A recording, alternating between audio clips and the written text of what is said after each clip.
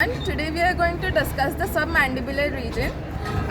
So the extent of the submandibular region is from the mylohyoid line present beneath the mandible to the hyoid bone.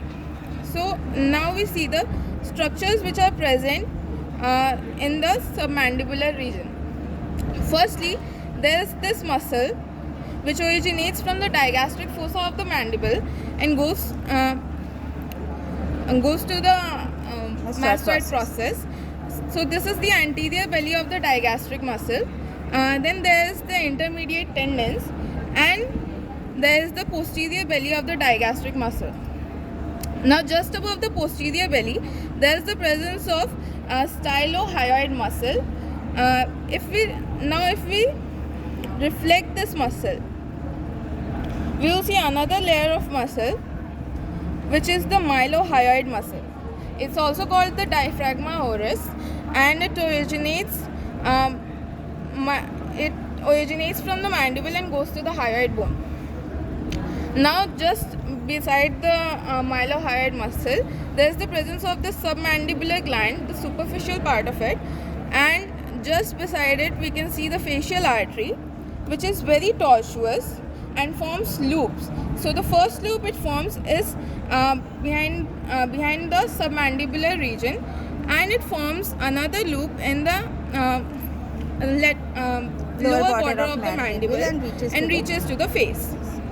Now if we reflect this superficial part of the submandibular gland, we can see another two muscles which are present deep to the mylohyoid. First is the medial one, which is the geniohyoid muscle, originates from the infragenoid tubercles to the hyoid bone, and the lateral muscle is the hyoglossus muscle, which is a very key muscle of the submandibular region. Just above the hyoglossus muscle, superficial to it, we can see the presence of hypoglossal nerve, which is the 12th cranial nerve, and it gives the motor supply of the tongue. Now just above to it, we can see the submandibular duct along with the deep part of the submandibular gland. Where is the duct?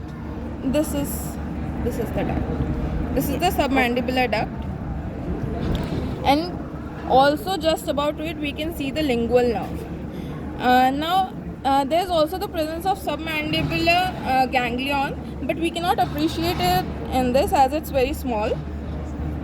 Now if we see the deep structures which are present on deep to the hyoglossus muscle, we can see an artery which is the lingual artery. We can identify it originates from the external carotid artery, and we can identify it by the loop it forms beneath the hypoglossal nerve.